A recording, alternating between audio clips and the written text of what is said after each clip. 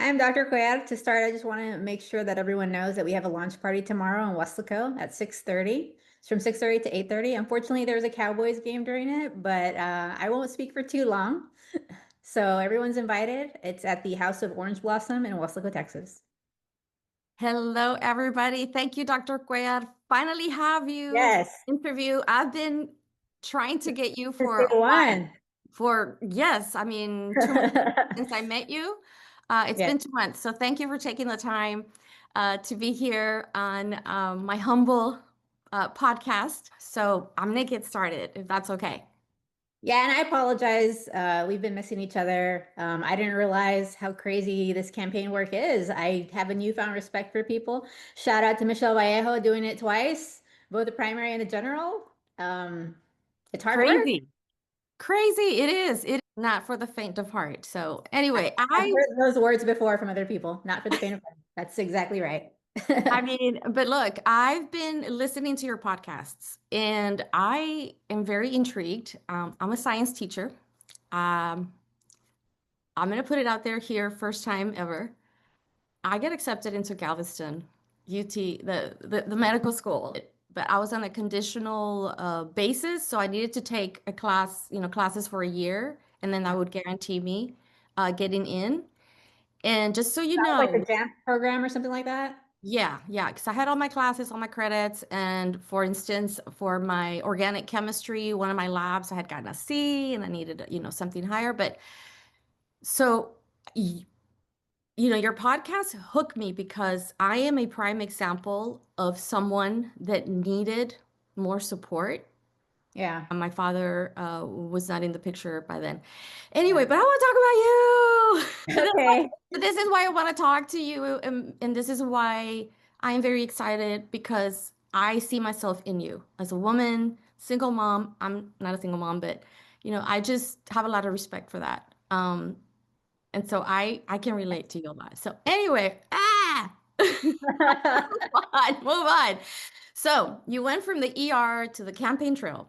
Right. Ada Cuellar, you are stepping up for Texas 15. So far, you're the only candidate. I know that there's somebody who's, been talking about it, but I really want to see that person run. But right now, it's you. You Right. are the candidate.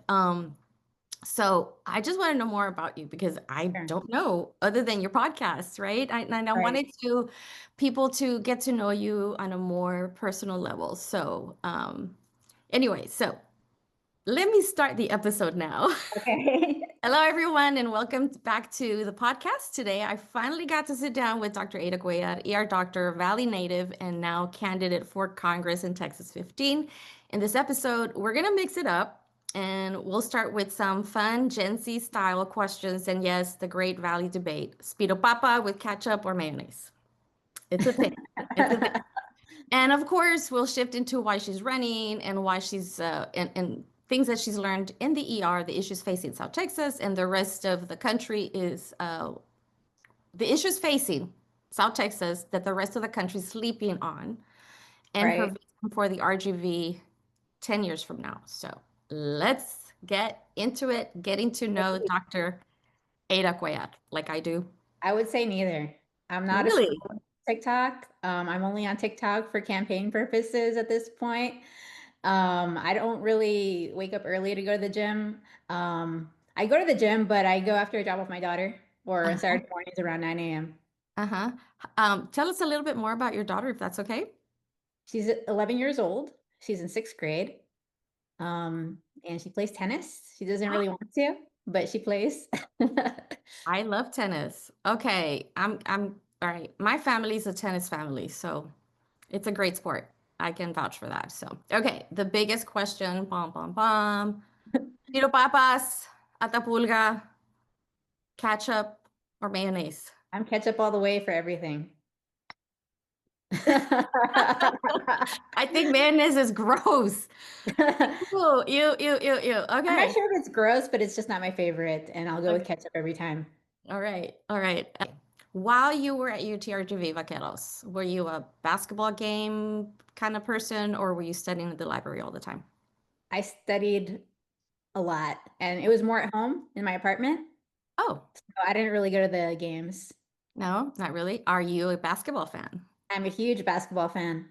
Whoop whoop. Who's your team? San Antonio Spurs, Spurs forever. Woohoo! Oh my gosh, they're awesome. All right. Yeah, All right, so you're a mom, you go grocery shopping and stuff like that. So, HEP question of the day. When you run in for just one thing, what do you come out of? And what's in your basket it's after it's only spending what I $100? it's only what I need. So I have a Really? plan, just go in. That's it. You're a planner. As far as that, I don't like being in stores for a long time. I mean, I'm sure you've heard people go into the store, Target or whatever store, and for one thing, and then we come out with a basket full. It's like Yeah, that $200. doesn't really happen to me unless my daughter kind of Mhm. distracts me with the things she wants to buy. I am really focused. Like even when I go shop for clothes, if I can find the clothes in 5 minutes, I'll get it in 5 minutes, and I'm gone. I don't like shopping for clothes. That's one thing that I do have in common with you. I go in, I'd have my one store, go in, grab, leave. And if I don't Yeah, find what I like, I leave and I don't go to another store. Like, right. you born in Weslaco? Born in Weslaco at Nat Medical Center. Wow. Okay, born and raised. Okay, and you are the oldest of four, yes? I'm the oldest of five. Five. Yeah, Five. I talk about all of my brothers a lot, I guess, but I actually have four younger brothers. I Uh, thought it was three. Nathan, I heard wrong. yeah, Nathan, David, Jared, and Justin. Okay, so how between you and your youngest brother, how many years? So Nathan's 2 years younger than me. David's 4 years younger than me. And then the twins, Jared and Justin, are 11 years younger. Twins. Twins, Yeah. twins, twins. Okay. So did you feel like a second mom to them, or were you more like the bossy sister? I think growing up, we just were siblings and we didn't really have those types of roles. But Really? now I'm like the mom. Yeah. I was always very bossy with my brother, and he's 13 months younger, and I was so bossy. I was bossy. I was bad. It was Yeah. bad. He remembers to this day. Oh my gosh. It's also But hard to be bossy when you're so short. ah, My brother Nathan, he's 5'10" or 5'11". I'm 4'11", so I don't know. It's a little hard when you're a tiny little fighter. yeah. You know what? Feisty. You're chiquita pero picosa. Did you ever hear that? Yes, There you go. that is Okay. me right there. Okay. So, yes. So you've shared before that your family sometimes crossed into Progreso for healthcare. Is that correct? Did I hear that right? And what do you Yes. remember about those trips? Like how do you shape the way that you see healthcare access today? Yeah. Um, we went there often for healthcare because a lot of the time we didn't have insurance or maybe enough money to have an appointment in Weslaco. So our parents would just pack us up in the car and just take us somewhere in Progreso, and we'd come back with usually some type of pink liquid or something like that. Um, I will say though that now having practiced medicine in the Valley and having seen the care that some people have received in Mexico, the care is not very good in Mexico, actually. Um, Mhm. so I guess I survived it. Okay. Yeah, yeah, yeah. But obviously your parents do what they can. If they see that you're sick and they can't get care here, then they're going to take you to Mexico a lot of times when you're a Valley person. And they did what they So had to do. that yes, I remember I got braces in Mexico. Oh, not a good experience. They broke my tooth. Oh, wow. When they were taking, yeah, I still have a broken tooth, but Yeah. did you see the dentist in Mexico also? I did. I did have braces in Mexico, done in Mexico at some point. Yeah. I'm still not Okay. sure if they like overdid it on the fillings. But I didn't have the greatest fillings done before I got the Mm, braces, so I'm not yeah, sure. yeah. Um, And so many people go for medicines. Are they good? well, even my grandparents do that now. My grandparents that live in Bernie, when they come visit, they make little trips to Progreso to stock up on meds. Um, There's some information out there that maybe some of the medications aren't as vetted because Mexico doesn't have the money to send people out to check out companies in India or China, things like Mhm. that. So the generics may not be as good as the generics we have here. I'm not sure, but Interesting. Okay, so talking about medicine, I'm gonna throw a curveball because I wanted to keep it fun and light, yeah. but that of ivermectin and would just went through. Right. Hello, horse parasite medicine for humans. And so people do take it, right, in small doses. Is that correct? Yeah, and I think that there is some evidence that it can be helpful for certain things, but I think we have to follow the data and the science and make decisions based off of that and not just based off of influencers or Joe Rogan. That's Hmm. the problem that I see. Yeah. I think we need to really trust the experts. And yes, you can have some healthy skepticism, but ultimately the decision should be a lot more informed and not informed by influencers or TikTokers Right, or right, right. Yeah, we see a lot of others. that. Yeah. Okay. Going back to school. Um, Yeah, so I think in high school, were you a bookworm, an athlete, a band kid, all of the above?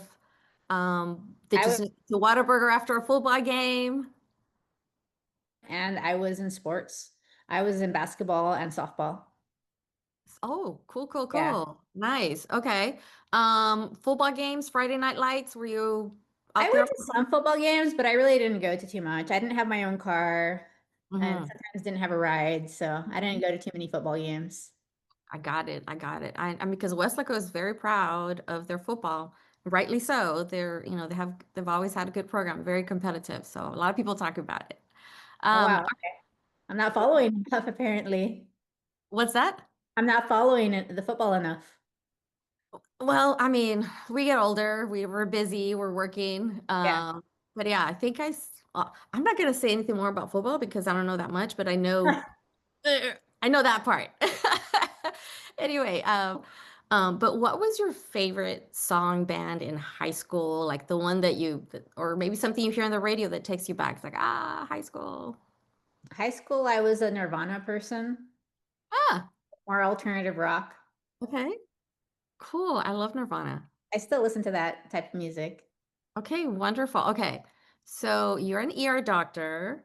Do people make references to like all those TV programs out there? Are you like listening, rocking it out with music, or well, maybe that's a surgery room, right? But Yeah. Yeah, I what? don't really listen to music when I'm in the ER. No, No, not really. no. Okay. Do doctors do that though?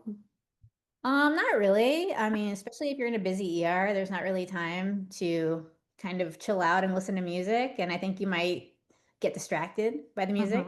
So Absolutely. I So, haven't really seen people listening to music. so what we see on TV is like not at all what happens. I think The Pit is probably the most realistic ER show that's been out there recently. But even then, it over dramatizes things and makes it seem like every Mhm. shift we're seeing things that sometimes it takes 20 years to see. Yeah, yeah.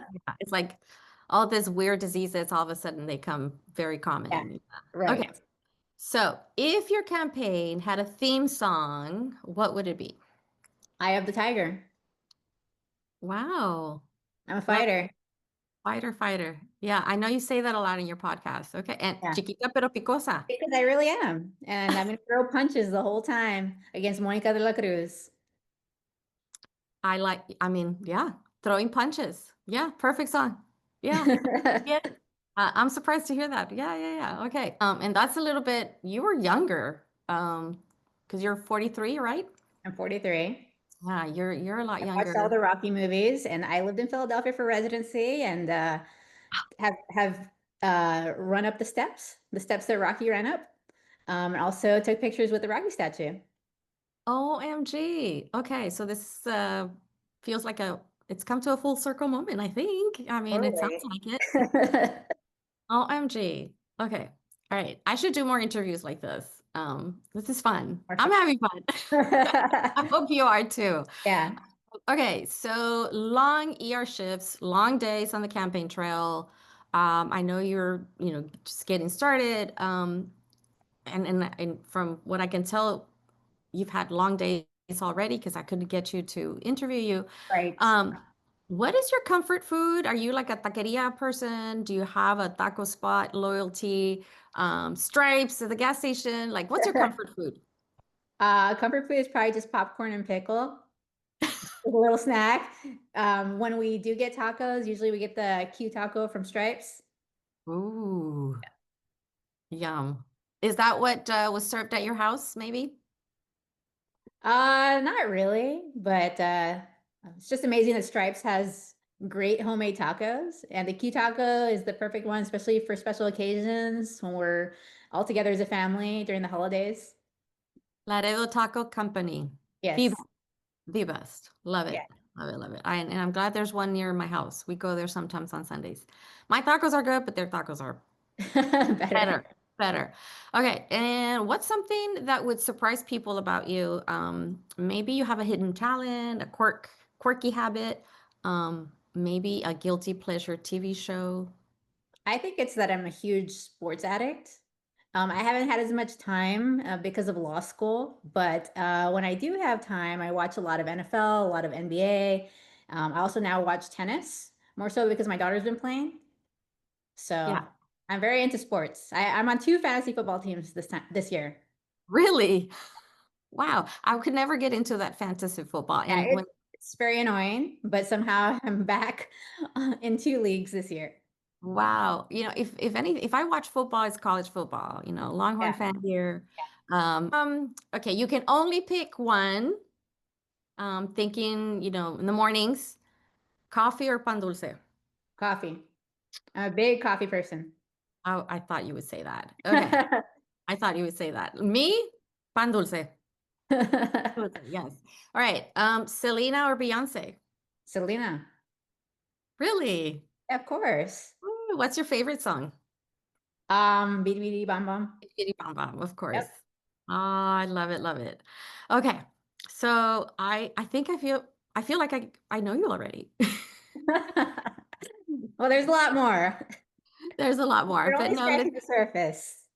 I mean, but see, these are the things that I wish I could know about my candidates or the people that are running Right. that we don't have time. And so I hope I'm doing due justice to the people that are going to watch the podcast. If you have time, I'll collect some questions of what people are asking and then I'll ask you about. We're not there Yeah, yet. and our strategy for this campaign is basically to be out there as much as possible so people can learn as much as they can about me, answer as Mhm. many questions as they can, because I feel like people don't really do that. Mm-mm. No, no, no. And I really think that people want to get to know the person too. Right. Anyway, all right. So politics and policy. You ready? Yes. Fun times. You've talked um, about always wanting to succeed so that you could take care of your parents and brothers. I heard it on your podcast. How does that sense of responsibility influence the way that you think about serving the community now? I think that I have seen a lot of things that have happened to my family, and I see how that translates to other people, and I want to help other people with the same problems. Mhm, I've seen my family members struggle when they didn't have affordable insurance, delaying care, and I don't want other people to go through that either. So I mhm. not only want to help my family, I want to help other people because other people have the same problems that I've seen. So lack of affordable health care, lack of insurance, things like that. I know with that big, beautiful, ugly bill, um, there's going to be a lot of people that are going to be taken off of healthcare. More or less, do you know the figures by now? I'm not sure exactly because the district has changed as well. So I can't tell you off the top of my head right now. Uh-huh. Well, But yeah. but it looks like it's likely going to be a lot of people and Mhm. enough to where it's going to influence the whole healthcare system. And that's going to create closings of hospitals, less staffing, basically a domino effect. So that was my next question. So you're big on healthcare because you know it, and I think you said you worked in corporate or help me out here. You were working for insurance So company. let me tell you what I've done. Mhm. So I first went to Valley Baptist in Harlingen. That was my first job. It was a very busy ER, a lot of trauma, a lot of sick patients. Then our group lost the contract because of really corporate medicine. They wanted the cheapest people. They didn't care about the quality. So then we ended up our group going to Harlingen Medical Center, and I did that for a bit. And then I worked in my first freestanding ER, which was Mercer Emergency Center in FAR. That didn't work out. It closed down. So then I tried to figure out what to do because I have a young daughter and I'm a single mom. And I noted that I was so tired that she was actually suffering. Like she wasn't speaking like she should be. So I was trying to figure out what to do. And so just started applying for a bunch of jobs. And I started working for an insurance company. Well, technically not an insurance company, more of like a third party that did prior authorizations for insurance companies. And I started doing telemedicine. And then I started working at a different freestanding ER that I still work at now, Exceptional Emergency Center. Mhm. Wow. Wow. Okay. Lots of stuff to unpack. I'm thinking, okay, but and you're on your third year of law school. Right. How are you going to apply that should you get the position of Well, I congressman? think I have a lot of experience in different settings. I've worked in different types of ERs. I've seen the problems that people face regarding healthcare.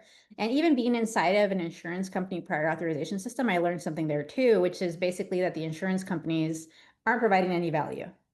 Mm. It's a lot of Mm. money for them Right. and for the A lot third of money. parties. Right, right, right.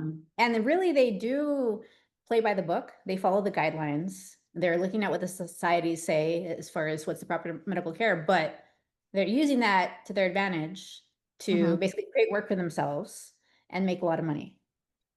I see. I see. A I lot of think, people are complaining. Sorry, a lot of people are complaining. They're not receiving quality care, and right, they're paying premiums high and co-pays, right. and then you get bills after you've visited the doctor or blood Right. work. There's a lot going on right now, and I'll say that as long as the insurance companies have an outsized role, they're still going to find a way to make money. So, people say, "Oh, well, let's get rid of prior authorization." Yes, I agree that that's not great, and if we get rid of it, that would be great. But I believe that the insurance companies will just find a different way to make money. And Hmm. so what they'll do is increase the premiums further, make the deductibles higher. They'll just make it worse in some other way so they can continue to keep their profit margins. And already we are having an increase in the insurance premiums.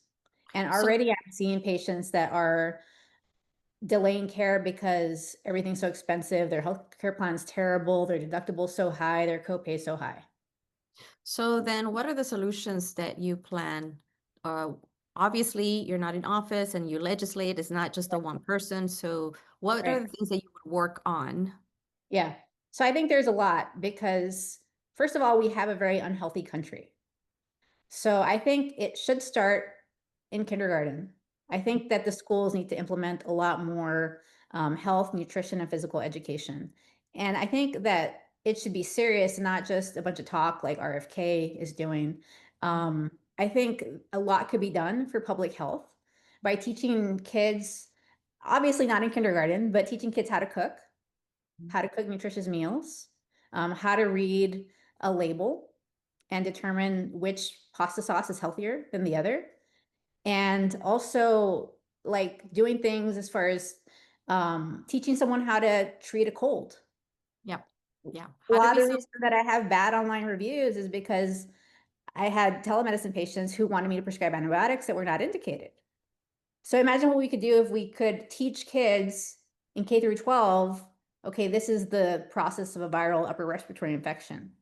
When you start feeling this, you can do this to improve your symptoms. Usually it's going to last a few days. These are the signs that it might be bacterial. Like we could do so much good with antibiotic resistance and even avoiding unnecessary visits to clinics and hospitals with proper care, or sorry, with proper education. And then physical education, they need to have a lot more serious physical education. Mhm. I agree. I'm a teacher. I don't know if you know that. I agree, and I'm a science Yeah. teacher. Yeah. And I would, make sure and let my students know that you don't give antibiotics for a viral infection. Right. And a lot of families go in expecting to get an antibiotic when they're told they have, you know, a viral infection. You tested Right. positive for, and maybe I don't know if it's because we're so close to the border that they might expect, and maybe they Yeah. get it if they go to Mexico, or I've even heard of people who um, have family or have friends in Mexico and they get the antibiotics and bring them over and give it to Yeah. them. Yeah. Yeah, It's I mean, I think there's a lot to it, but if you learned how to diagnose and treat these basic illnesses as part of just like your general education, that would go a long way. Like, for example, my daughter, she knows how to diagnose herself already. And I didn't really do anything specific. I didn't say I'm going to have a curriculum for you or something, but she'll tell me, "Oh, I have a sore throat." I'm like, I look in her throat and I say, "Well, it doesn't look like strep to me. This is probably a virus that's starting up." And Mhm. so now she knows just from talking to me, and she's like, "Oh yeah, I have a virus that's starting up." And Right. ask her, do you feel sick? Like, are you over it? She's like, well, it's going to last like 3 or 4 days. She's Good literally girl. saying this. Yes. And sometimes she's still coughing, right? A week out. And I say, well, you're still coughing. So you're still sick. She's like, no, I'm not sick anymore. This is like the post cough. Wow. Okay, well, she She knows knows. that much already. Yeah, I think so. Healthcare is top of your platform issues. Education is your Well, I'm not sure second. that healthcare is the top. It's just the Oh, one that I know the most about. okay. I think the economy is the most important thing for us in this campaign. And then education and healthcare are kind of tied for number two. It's just that healthcare is easier for me because I know so much about it. Hmm. So I sometimes talk more about healthcare just because of that fact. Hmm. Okay, great. And I can see where the economy, you explained it really well, how with the healthcare, people not having healthcare coverage, Right, it's going to end up being more expensive, and then they're not going to be able to pay staff or keep right, hospitals running and so on. It's a trickle effect, kind of like with what's happening with the tariffs right, and in the immigration scare here in the valley, that people don't want to cross, they don't want to get arrested. right, And so even, you know, I've reported that even the mayor of McAllen, who is a Republican, is saying, no more, please. Like, can we right. slow this Yeah. down? And that's part of what we're trying to do on this campaign.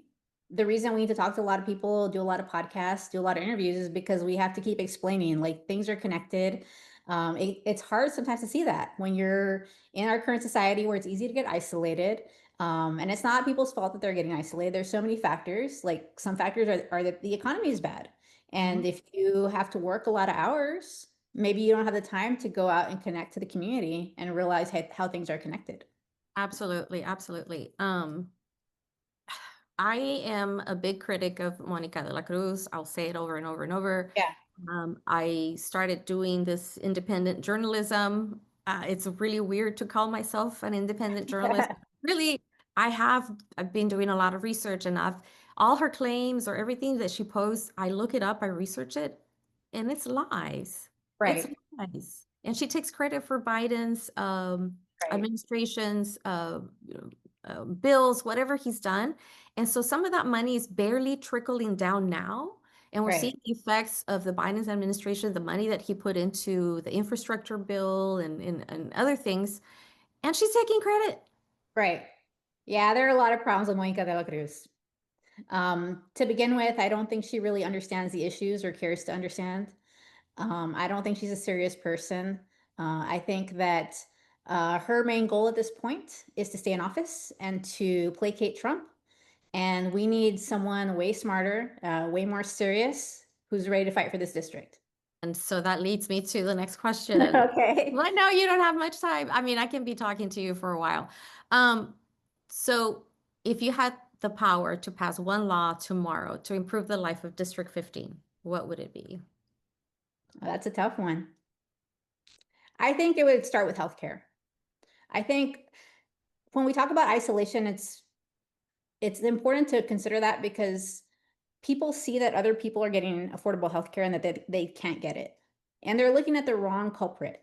The culprit is not a person who gets Medicaid. The culprit of this whole problem is insurance companies, corporations, and the fact that our government has allowed insurance companies to continue to thrive to this extent.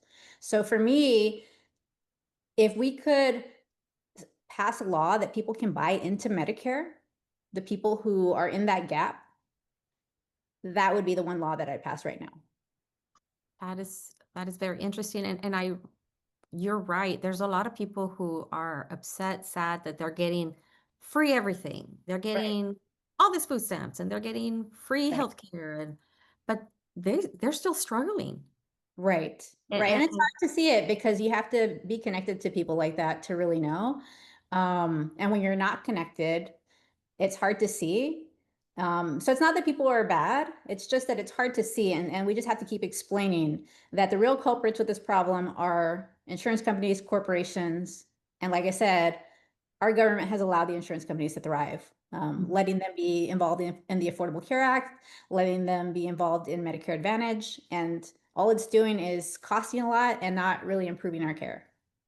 I always said, I read somewhere that a healthy community is a productive community, Right, for which sure. leads to a healthy economy, right? Right. And so that's why I think that Monica de la Cruz is a liar when she talks about being for strong families. If you're for strong families, that means you're for healthcare. You're for a strong education. You're for a strong economy. And really, she's doing nothing for any of that. Mhm. I couldn't agree more, Dr. Koya. So why now? You know, we're talking about Monica de la Cruz. Is she the reason that you're running, or is there another reason? Why is now the moment to step out of the ER and law school and then go into politics? It's not the best time because I'm still in law school, but I felt like I just had to get it done now because healthcare is essentially in disarray. The big, beautiful bill is going to hurt people who need Medicaid. It's going to cut a lot of benefits, and it's even going to cut things like the ability to get graduate student loans. And that's going to affect a lot of people in our district who don't have the money or are afraid of what they're going to have to do to go to med school or to go to law school. So I would say the big, beautiful bill is the big thing that really made it important at this point. Mhm. But there's a lot going on, especially healthcare needs to be fixed. Yes, I haven't heard from friends that so for some students, their parents are able to pay their medical school Right. full on, right? But us, we're not able to get ahead. And that requires a lot of money because in general, people need about $300,000 to afford the entire 4 years of med school. When Wow. you include tuition and living expenses, because you really can't work during med school. Hmm. And what about bringing more or making the medical school here in the Valley larger? What Yeah. about offering incentives for doctors to stay who graduate from the medical school here in the Valley to Yeah. stay here in the Valley? Have Well, you? I think my ideas do include plans for the medical school. I think that we can support a lot more medical school seats, a lot more. We should have about 200 medical students a year here. So we need to figure out how we can support that. And we also need more residency spots. And I also think we need a county hospital, and that will increase you know what's going on. I think maybe some spectrum upgrades. That's fine. So I don't know where we left off, but I was intrigued. Can you remind me what you were talking I think about? we were talking about what can be done locally for healthcare. And I think we need to have a medical school that's larger. Um, or we could have multiple medical schools, but ultimately we need more medical school seats. We can certainly support 200 medical school seats a year. We have the population, we have the pathology. I also think that we need more residents here, more medical residents. I think we need a county hospital, and that will bring more doctors as well. And the other thing that someone pointed out is we need a VA hospital. So if we could get a county hospital, the next step would be to try to get a VA hospital as well. So we have a VA hospital in Harlingen and It's not McAllen. a hospital. No, they're not hospitals, they're Ah. clinics. We need an actual hospital where people can have surgeries and be admitted to the hospital, and they will usually have an ER as well. Mhm. Okay, so I think my last question, I know you have to go again. People who are, or la gente que no puede, que no tiene suficiente dinero, ¿por qué van a votar por ti? ¿Qué, qué les puedes decir tú? Salgan a votar, porque la gente no está votando. La Yeah. gente no sabe. Well, I think that people need to realize that everyone's vote counts. Also, that Monica de la Cruz has not been doing anything to help people. And we need someone in office who actually cares about people, and also someone who doesn't promise things they can't deliver. You know, Monica de la Cruz promised that she was going to cut prices, but obviously she doesn't understand economics. I can't promise that I'm going to cut prices because economics is super complicated. So many factors, micro and macroeconomic factors go into it. All I can promise is to do my best and to help people with whatever they need. So if I can't cut prices or like enact any policies that can cut prices, at least maybe I can do things so that people can get SNAP and Medicaid and other help that they need.